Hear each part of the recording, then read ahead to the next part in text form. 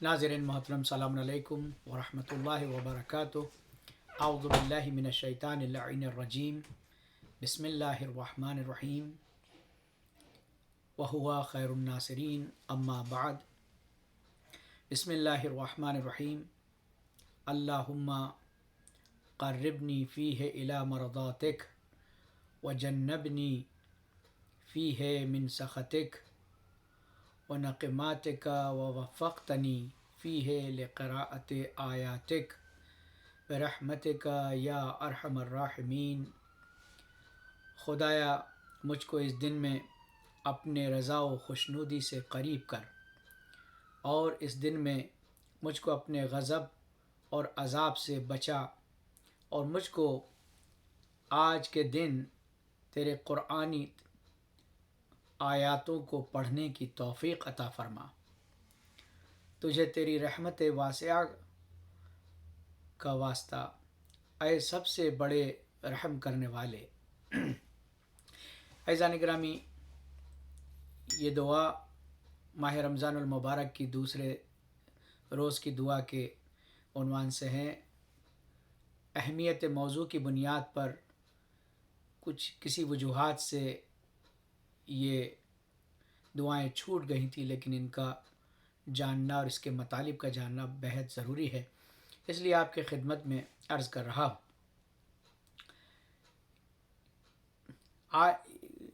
माह रमज़ानुल मुबारक की दूसरी तारीख़ की जो दुआ आइम्मा अतहार अलैहिमुस्सलाम ने बयान फरमाई है, इस दुआ में 3 अहम बातों का ज़िक्र किया गया है।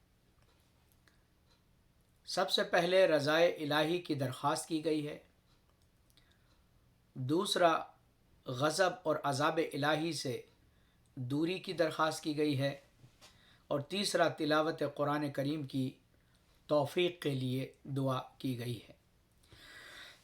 सबसे पहला मौजू और सबसे पहला फ़िक्रा, बिस्मिल्लाहिर रहमानिर रहीम। अल्लाहुम्मा क़र्रिबनी फ़ीहि इला मरदातिक, कि खुदावंद आलम, खुदाया मुझे अपनी रज़ा अता फ़रमा।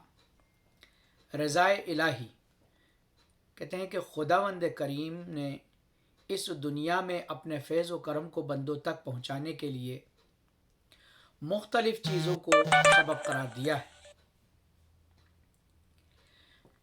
आपके खिदमत में अर्ज़ करता चलूँ, सबब उस रस्सी को कहते हैं कि जिससे इंसान खिजूर के दरख्त पे चढ़ता है,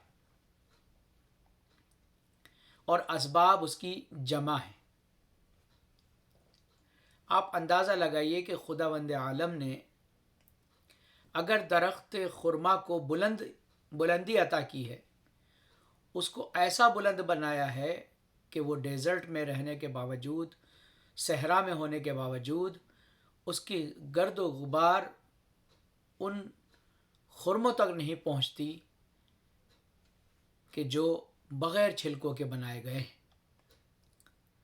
और अगर दरख्त को बुलंदी पर बनाया है तो उस पर चढ़ने के लिए एक अलग मुकाम पर एक रस्सी को खल्क़ किया, जिसको सबब कहते हैं। तो सबब के से मुराद ये है कि वो वसीला जिससे बुलंदी पर चढ़ा जाता है। तो अब सबब सिर्फ वो रस्सी मुराद नहीं रही, बल्कि हर चीज़ तक पहुँचने के तरीक़े और तर्ज़ को सबब कहते हैं। कहते हैं कि खुदावंद करीम ने इस दुनिया में अपने फैज़ व करम को बंदों तक पहुँचाने के लिए मुख्तलिफ़ चीज़ों को सबब करार दिया है। जिस तरह रिज़्क़ को बंदों तक पहुँचाने के लिए मुख्तलिफ़ उमूर को वास्ता करार दिया है, जैसे तिजारत, ज़राअत वग़ैरह, इसी तरह खुदावंद करीम ने अपने बंदों से रज़ायत व खुशनुदी के लिए भी चंद उमूर को सबब करार दिया है। अब अगर बंदा अपने माबूद की रज़ा से करीब होना चाहता है तो उसे उन असबाब का हासिल करना ज़रूरी है, जबकि हिदायत माबूद की रज़ा व खुशनुदी से क़ुर्बत मुमकिन है। बग़ैर उन असबाब तक पहुँचे रज़ाए इलाही और उसकी खुशनुदी तक क़ुर्बत मुमकिन नहीं है। कुरानी आयात और अहादीस मासूमीन अलैहिमुस्सलाम में ان اسباب کا ذکر موجود ہے جن کے ذریعے بندہ اپنے معبود کی رضا و خوشنودی سے قریب ہو سکتا ہے۔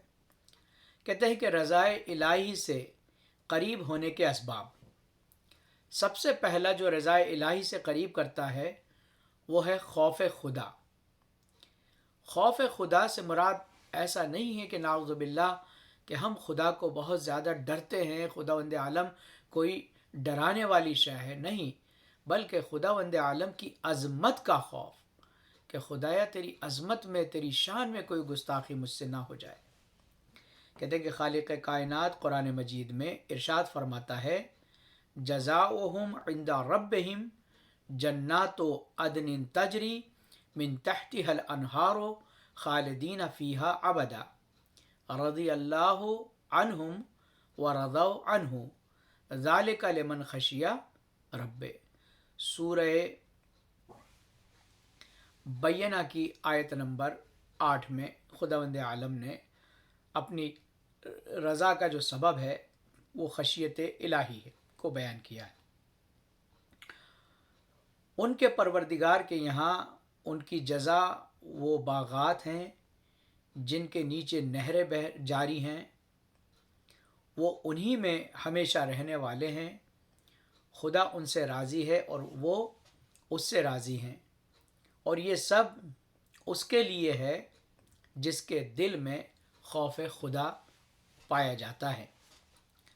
کہتے ہیں کہ اس آیہ کریمہ سے یہ بات واضح ہے کہ اللہ اس بندے سے راضی ہے جس کے دل میں خوف اور خشیت الہی کا وجود ہے۔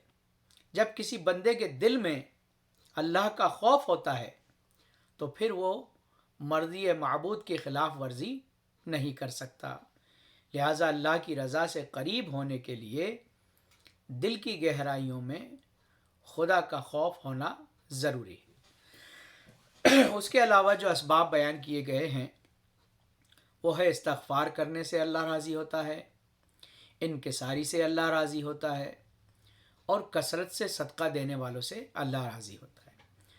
تو یہ 4 وجوہات۔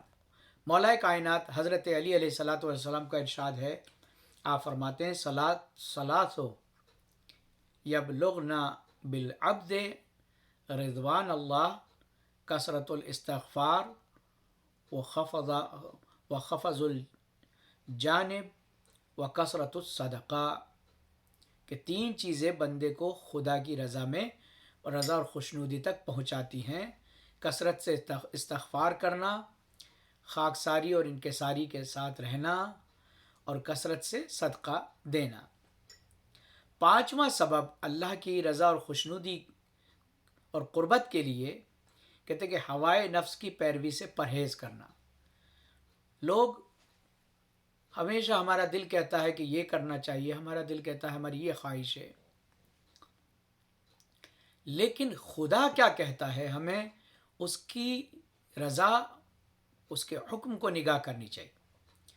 کہتے ہیں کہ حضرت لقمان نے اپنے بیٹے سے، حکیم لقمان نے اپنے بیٹے سے کہا، یا بنیا من یرد رضوان اللہ یسخط نفسہ کثیرا ومن لا یسخط نفسہ لا یرضا ربا۔ اے میرے فرزند، اگر کوئی خدا کی مرضی چاہتا ہے تو اسے چاہیے کہ اپنے نفس کو ناراض رکھے، اور جس نے اپنے نفس کو ناراض نہیں رکھا اس نے خدا کو راضی نہیں کیا۔ 2 ہی چیز میں سے ایک ہو سکتی ہے، یا خدا کو راضی کر لیں یا اپنے نفس کو راضی کر لیں۔ کہتے ہیں کہ حضرت لقمان کا یہ حکیمانہ کلام اس بات کی نشاندہی کر رہا ہے کہ ہمیشہ نفسانی خواہشات کی پیروی اطاعت الہی کی راہ میں رکاوٹیں ڈالتی ہے، لہٰذا جب تک بندہ نفسانی خواہشات کی سرکوبی نہ کرے گا وہ اطاعت الہی کی راہ میں آگے نہیں بڑھ سکتا۔ کہتے ہیں کہ اور جب اطاعت سے دور ہو جائے گا تو خود بخود رضا الہی سے دور ہو جائے گا۔ مولائے کائنات حضرت علی علیہ الصلوۃ والسلام اس سلسلے میں فرماتے ہیں، ان اللہ تبارک و تعالی अख्फ़ा अरबातन फ़ी अरबातिन अख्फ़ा रज़ाहो फ़ी ताअतिह फ़ला तस्तग़िरन्ना शैअन मिन ताअतिक। खुदाए बुलंद व बरतर ने अपनी रज़ा व खुशनुदी को अपनी इताअत में मख्फी रखा है, लिहाजा किसी भी इताअत को छोटा ना समझा जाए। एक और मुकाम पर इरशाद फरमाते हैं कि रज़ा अल्लाह सुब्हानहू मक़रूना बिताअतिही, रज़ाए इलाही उसकी इताअत से मिली हुई है। रिवायत में है कि हज़रत इमाम जाफ़र सादिक़ अलैहिस्सलातु वस्सलाम जब भी घर से मस्जिद के लिए निकलते थे तो रास्ते में ये दुआ पढ़ते थे, खरजतो इब्तिगा रिदवानिका वज्तनाबा सखतिक, मैं निकला हूँ तेरी रज़ा के हुसूल के लिए और तेरी नाराज़गी से बचने के लिए। अज़ीज़ान गिरामी, अल्लाह की रज़ा की अहमियत का आप अंदाज़ा लगाइए कि एक रोज़ हज़रत अली अलैहिस्सलातु वस्सलाम का ये दस्तूर अमल था कि जब कभी भी वो बाग़ में काम करके वापस लौटते थे तो बजाय घर जाने के अल्लाह की मस्जिद में जाते थे और नमाज शुक्राना अदा करते या नमाज पढ़ते थे और बहुत ही खुश और खुश खुर्रम और शादाब नज़र आते। एक रोज़ कंबर ने सवाल किया कि मौला, हर थका हुआ इंसान अपने घर की राह लेता है, लेकिन आपको मैं देखता हूँ कि इतनी थकावट के बावजूद आप अल्लाह के घर में आते हैं और उसके बाद आपके चेहरे पर वो शादाबी आ जाती है कि सारी थकान आपकी ख़त्म हो जाती है। इसकी क्या वजह है? इमाम ने फरमाया, कंबर, अगर तुम मुझसे पूछना ही चाहते हो तो बस ये जान लो कि तुम्हारे मौला अली के नज़दीक मस्जिद जन्नत से अफजल है। कंबर को हैरानी हुई कि मौला, पूरी दुनिया तमाम मोमिनीन जन्नत के हासिल करने के लिए इबादतें कर रहे हैं और आप फरमा रहे हैं कि आपके नज़दीक मस्जिद जन्नत से अफजल है। क्या इसका फ़लसफ़ा बयान फरमाएंगे मौला?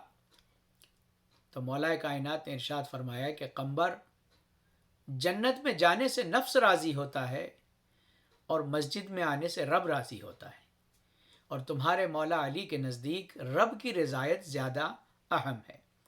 तो इज़ान गिरामी, अल्लाह से करीब होने के लिए, अल्लाह की रज़ा के लिए जो है अपने नफ्स को नाराज़ किया जाए लेकिन अपने रब को राज़ी किया जाए। छठा मरहला फरमाते हैं कि तक़वा। हज़रत अली अलैहिस्सलातु वस्सलाम का इरशाद है, व औसाकुम बित्तक़वा व जअलहा मुंतहर रज़ा हो, खुदा ने तुम्हें तक़वा और परहेज़गारी की ताकीद की है और उसको अपनी रज़ा की इंतहा करार दिया है।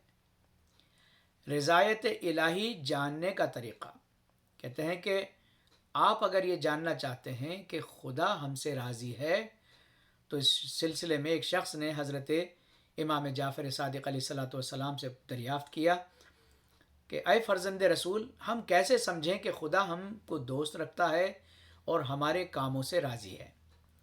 इमाम ने फरमाया कि अपने दिल की तरफ रुजू करो और देखो क्या तुम्हारे दिल में खुदा के महबूब बंदों की मोहब्बत है या नहीं।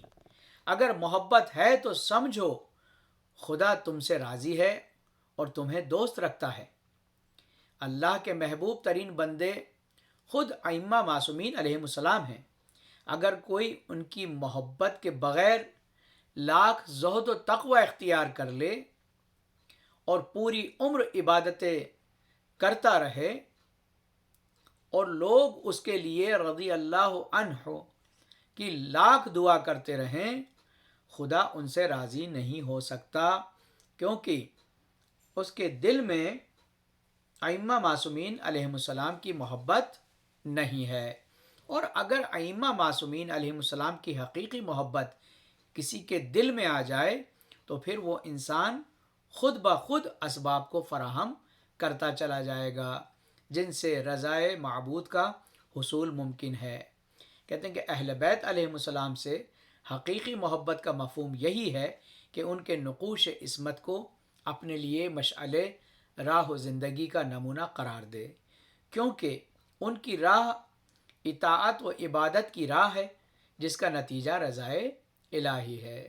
کہتے ہیں کہ حضرت موسیٰ علیہ السلام نے اپنے خدا کی بارگاہ میں التجا کی، یا رب اخبرنی ان آیات رضا کا ان عبدک، اے پروردگار مجھے اس چیز کی نشاندہی فرما جس کے ذریعے تو اپنے بندے سے راضی ہو جاتا ہے۔ فَأَوْحَى اوحا اللہ تعالی الیہ اذا رأیتنی احیی عبدی لطاعتی وأصرف ہو ان معصیتی فذالک آیت الرضا۔ اللہ تعالیٰ نے حضرت موسیٰ علیہ السلام پر وحی نازل فرمائی، اے موسیٰ، اے میرے بندے، جب بھی تو نے دیکھا کہ میں نے تجھے اپنی اطاعت کے لیے آمادہ کیا ہے اور اپنی نافرمانی سے دور کر دیا ہے تو سمجھ لے کہ میری رضا اور خوشنودی کی نشانی ہے۔ تو عزیزان گرامی، اللہم قربنی فیہ الی مرضاتک وجنبنی فیہ سخطک، بارلا اس دن میں مجھ کو اپنی رضا سے نزدیک کر اور مجھے اپنی ناراضگی اور عذاب سے دور فرما۔ دعا کا دوسرا فقرہ، وجنبنی فیہ من سخطک و نقماتک، عربی میں سخط اس شدت غضب کو کہتے ہیں جو عذاب اور عقوبت کا سبب بنے، اور نقمہ عقوبت اور عذاب کو کہتے ہیں۔ کہتے ہیں کہ قرآن کریم میں باری تعالیٰ ارشاد فرماتا ہے، ذالک بأنہم اتبعوا ما اسخط اللہ وکرہوا رضوانہ فاحبط اعمالہم، یہ اس لیے کہ جنہوں نے ان باتوں کا اتباع کیا ہے جو خدا کو ناراض کرنے والی ہیں اور اس کی مرضی کو ناپسند کیا تو خدا نے ان کے اعمال کو نابود کر دیا۔ کہتے ہیں کہ مذکورہ آیت کریمہ سے یہ بات واضح ہے کہ اگر انسان اللہ کو ناراض کرنے والی چیزوں کا اتباع کرے تو اللہ اس کے اعمال کو حبد اور برباد کر دیتا ہے اور پھر اس پر عذاب نازل کرتا ہے۔ لہٰذا ضروری ہے کہ ہم ان چیزوں کو پہچانیں جن کے انجام دینے سے خدا ناراض ہو جاتا ہے، تاکہ خود کو اس قسم کے غیظ اور غضب سے محفوظ رکھ سکیں۔ کہتے ہیں کہ دعائے کمیل میں مولا الموحدین امیر المومنین حضرت علی ابن ابی طالب علیہ السلام فرماتے ہیں کہ اپنے رب کی بارگاہ میں اس طرح سے التجا کرتے ہیں، فرماتے ہیں، یا رب وانت تعلم ضعفی ان قلیل من بلاء الدنیا وعقوباتها وما یجری فیها من المکارہ علی اہلها علی ان ذلک بلاء ومکروہ قلیل مقصوح یسیر بقاء قصیر مدت فکیف احتمال للبلاء الآخرہ وجلیل وقوع المکارہ فیہا وہوا بلاء تطول مدتو ویدوم مقامو ولا یخفف عن اہلہ لأنہ لا یکون الا عن غضبک وانتقامک وسخطک۔ پروردگارہ تو جانتا ہے کہ میں دنیا کی معمولی بلاؤں اور ادنا سی سختیوں کو برداشت نہیں کر سکتا۔ عزیزان گرامی، یہ کرونا کی وبا اور یہ جو بلا ہے یہاں تک کہ نظر بھی نہیں آتی ہے، ایسا دشمن، ایسا حملہ ور کہ جو نظر بھی نہیں آتا ہے، اس کے باوجود پوری دنیا کو لاک ڈاؤن کر دیا، پوری دنیا کو بند کر دیا، اور انسان کے دل و دماغ میں ایسا خوف اس کا طاری۔ تو کہتے ہیں کہ جب میرا بدن، جب میرا مزاج، میرا یہ جسم ان چھوٹی بلاؤں کو جو مجھے نظر بھی نہیں آ رہی ہیں، جب میں ان سختیوں، ان ادنا سی سختیوں کو برداشت نہیں کر سکتا، اور میرے لیے اس کی ناگواریاں قابل تحمل نہیں ہیں، جبکہ بلائیں قلیل ہیں، جبکہ یہ بہت معمولی سی بلائیں ہیں اور ان کی مدت مختصر ہے، بہت جلدی ختم ہو جانے والی دنیا ہے، تو میں ان آخرت کی بلاؤں کو کس طرح برداشت کروں گا جن کی سختیاں عظیم، جن کی مدت طویل، جن کا قیام دائمی، جن میں تخفیف کا بھی کوئی امکان نہیں ہے، اس لیے کہ یہ بلائیں تیرے غضب اور انتقام کا نتیجہ ہیں، اور ان کی تاب زمین و آسمان بھی نہیں لا سکتے۔ دعا کے ان جملوں کو ملاحظہ فرمائیں کہ اللہ کے غضب اور ناراضگی کو نہ زمین برداشت کر سکتی ہے اور نہ آسمان برداشت کر سکتا ہے، تو پھر آخرت کا یہ دردناک عذاب جو اللہ کی ناراضگی کی بنا پر نازل ہونے والا ہے، اس عذاب کو ہم کیسے برداشت کر سکیں گے جبکہ ہم دنیا کی معمولی سختیوں کے مقابل کمزور اور ناتواں ہیں۔ آخرت کا دردناک اور طولانی و دائمی عذاب ان لوگوں کے لیے ہے جو مسلسل گناہوں میں ڈوبے رہتے ہیں۔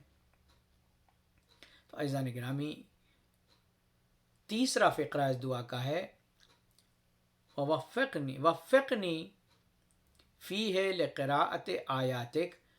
قرآنی آیات اور معصومین علیہ السلام کی احادیث سے یہ استفادہ ہوتا ہے کہ ہر مسلمان پر قرآن کی نسبت 3 اہم ذمہ داریاں ہیں۔ پہلی ذمہ داری قرآن کی تلاوت کرنا، دوسری ذمہ داری قرآن کا سمجھنا، تیسری ذمہ داری قرآن پر عمل کرنا۔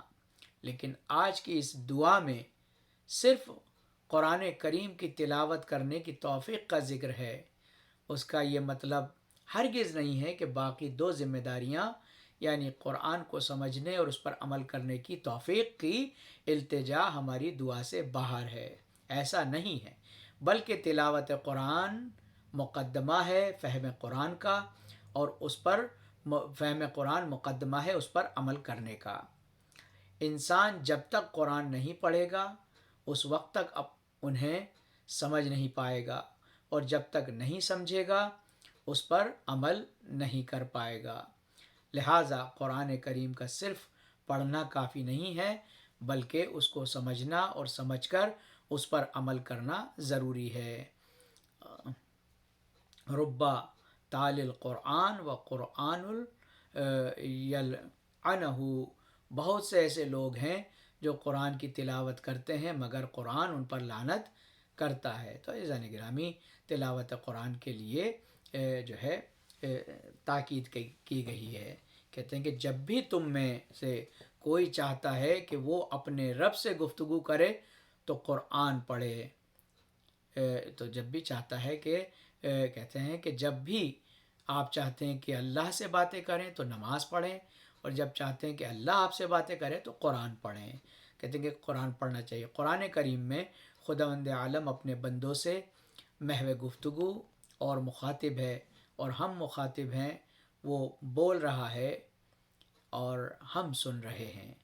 دعا اور قرآن میں بس اتنا ہی فرق ہے کہ قرآن کریم میں وہ خود بول رہا ہے اور ہم سن رہے ہیں، اور دعا میں ہم بول رہے ہیں اور وہ سن رہا ہے۔ عزیزان گرامی، یہ تلاوت قرآن مجید ہونی چاہیے۔ من آنس بتلاوت القرآن لم یوحشہ مفارقۃ الاخوان، جس کو بھی قرآن کی تلاوت سے انسیت اور محبت ہو جائے اسے بھائیوں اور دوستوں کی جدائی وحشت زدہ نہیں کر سکتی۔ امام زین العابدین علیہ السلام فرماتے ہیں کہ لو ماتا من بین المشرق والمغرب توحشت بعد ان یکون القرآن معی، اگر مشرق سے مغرب تک سب مر جائیں اور کوئی بھی زندہ نہ رہے پھر بھی میں وحشت زدہ نہیں ہو سکتا جب تک کہ قرآن میرے ساتھ ہے۔ عزیزان گرامی، تعلیم اور تعلم قرآن کی فضیلت، کہتے ہیں کہ رسول اسلام حضرت محمد مصطفیٰ صلی اللہ علیہ وسلم کا ارشاد گرامی ہے کہ الا من تعلم القرآن وعلمہ وعمل بما فیہ فانا لہ سائق فی الجنہ، آگاہ ہو جاؤ، اگر کوئی شخص قرآن سیکھے اور دوسروں کو سکھائے اور اس میں موجود آیات پر عمل کرے تو میں خود جنت کی طرف اس کی رہنمائی کروں گا۔ خود حضرت امام جعفر صادق علیہ الصلوۃ والسلام فرماتے ہیں ینبغی للمؤمن ان لا یموت حتی یتعلم القرآن او یکون فی تعلیمہ، مومن کے لیے سزاوار اور مناسب یہی ہے کہ اس کو اس وقت تک موت نہ آئے جب تک وہ قرآن نہ سیکھ لے یا سیکھ رہا ہو۔ یعنی آپ اندازہ لگائیے کہ مومن اس کے لیے کہتے ہیں کہ قرآن مجید جو ہے حامل قرآن یعنی قرآن کو سیکھنے، دوسروں کو اس کی تعلیم دینے اور اس پر عمل کرنے والا یعنی اسلام کا علم بردار ہے۔ جس نے اس کی تعظیم کی گویا اس نے خدا کی تعظیم کی، اور جس نے اہانت کی اس پر خدا کی لعنت ہے۔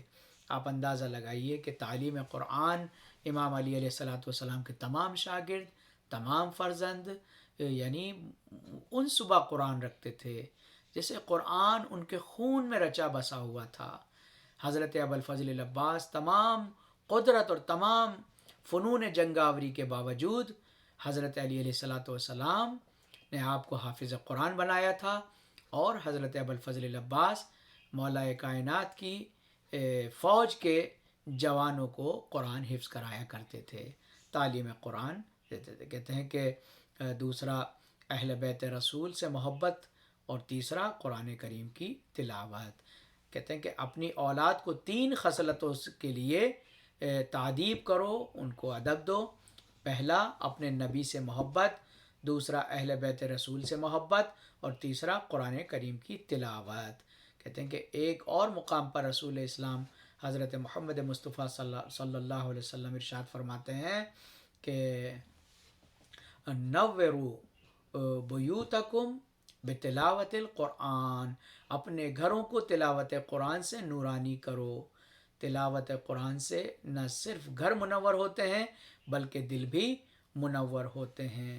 رسول اکرم حضرت محمد مصطفیٰ صلی اللہ علیہ وسلم فرماتے ہیں کہ یا بنی لا تغفل عن قراءت القرآن فإن القرآن یحیی القلب، اے بیٹا تلاوت قرآن سے غافل نہ رہو کیونکہ یہ مردہ دل کو زندہ کرتے ہیں۔ تلاوت قرآن گناہوں کا کفارہ ہے۔ خالق کائنات ارشاد فرماتا ہے ان الذین یتلون کتاب اللہ واقاموا الصلاۃ وانفقوا مما رزقناہم سرا وعلانیۃ یرجون تجارتا لن تبورا۔ ارشاد ہوتا ہے کہ یقیناً جو لوگ اللہ کی کتاب کی تلاوت کرتے ہیں اور انہوں نے نماز قائم کی ہے اور جو کچھ ہم نے انہیں بطور رزق دیا ہے اس میں سے ہماری راہ میں پوشیدہ اور آشکارا طور پر خرچ کیا ہے، یہ لوگ ایسے ہی تجارت کے امیدوار ہیں جس میں کسی طرح کی تباہی نہیں ہے، تاکہ خدا ان کا پورا اجر عطا فرمائے۔ عزیزان گرامی، اس کے علاوہ کہتے ہیں کہ قرآن کے لیے ارشاد ہوتا ہے کہ قیامت کے دن قرآن کریم کی شکایت، کہتے ہیں کہ وقال رسول اللہ صلی اللہ علیہ وآلہ وسلم یا رب ان قومی اتخذوا ھذا القرآن مہجورا، اور قیامت کے دن رسول آواز دے گا کہ پروردگار میری قوم نے اس قرآن کو چھوڑ دیا تھا۔ عزیزان گرامی، چھوڑنے والے ہمیں ان میں سے نہیں بننا ہے کہ جن کی شکایت قرآن کرے، بلکہ ہمیں ان میں سے بننا ہے کیونکہ ہدایت پانی ہے تو متقین بننا پڑے گا۔ ہدی للمتقین، الف لام میم ذالک الکتاب لا ریب فیہ ہدی للمتقین۔ تو عزیزان گرامی، یہ متقین کی ہدایت کرتا ہے قرآن، جو ہے گمراہوں کی جو ہے ہدایت نہیں کرتا ہے۔ قرآن کیا شکایت کرے گا؟ کہتے ہیں کہ خدایا بعض لوگوں نے میری آیات عبادی و فردی پر تو عمل کیا، مگر سیاسی اور اجتماعی امور سے متعلق اور ایثار و قربانی سے متعلق آیتوں پر عمل نہیں کیا۔ خدایا بعض لوگوں نے مجھے منشور زندگی ماننے کے بجائے صرف مردوں کو ایصال ثواب کا ذریعہ بنا کر رکھ دیا۔ اور شکایت کرے گا خدایا بعض لوگوں نے مجھے تیرا قانون سمجھ کر میری آیتوں سے مطابق عمل کرنے کے بجائے انہیں رٹ کر جو ہے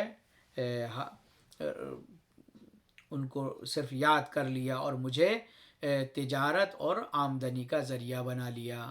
اس کے علاوہ یہ شکایت کرے گا خدایا تیرے بعض بندوں نے میری تفسیر حقیقی اور واقعی مفسر اہل بیت اطہار کی احادیث کی روشنی میں کرنے کے بجائے اپنی رائے اور نامربوط لوگوں کے اقوال کے سہارے اس کی تفسیر کی۔